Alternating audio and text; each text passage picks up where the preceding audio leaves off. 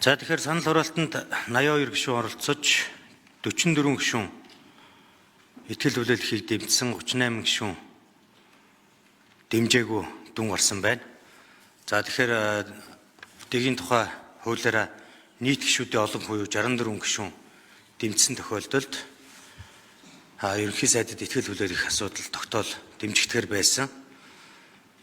За тийм учраас улсын их хурлын нийт гишүүдийн олонх Монгол улсын ерөнхий сайдад итгэл хүлээлгэх тухай улсын их хурлын тогтоолын төслийг батлаагүй гэж үзнэ.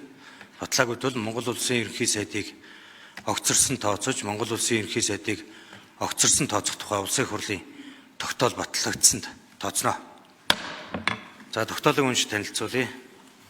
Монгол улсын их хурлын тогтоол Монгол улсын ерөнхий сайдыг огцорсон тооцох тухай Монгол улсын үндсэн хуулийн 44-р зүйлийн 2 дахь хэсэг, Монгол улсын их хурлын чуулганы хуралдааны дэгийн тухай хуулийн 102-р зүйлийн 102-ын 3 дахь заалтыг үндэслэн Монгол улсын их хурлаас тогтоох нь.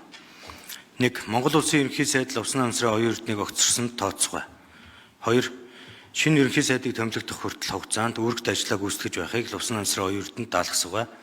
3. Энэ тогтоолыг 2025 оны 6 дугаар сарын 3-ны өдрөөс эхлэн дагаж мөрдсөх бай. За тогтоолын эцсийн найруулга дээр саналтай гишүүн байна уу? Алга байна. Эцсийн найруулгыг сонсон тооцлоо.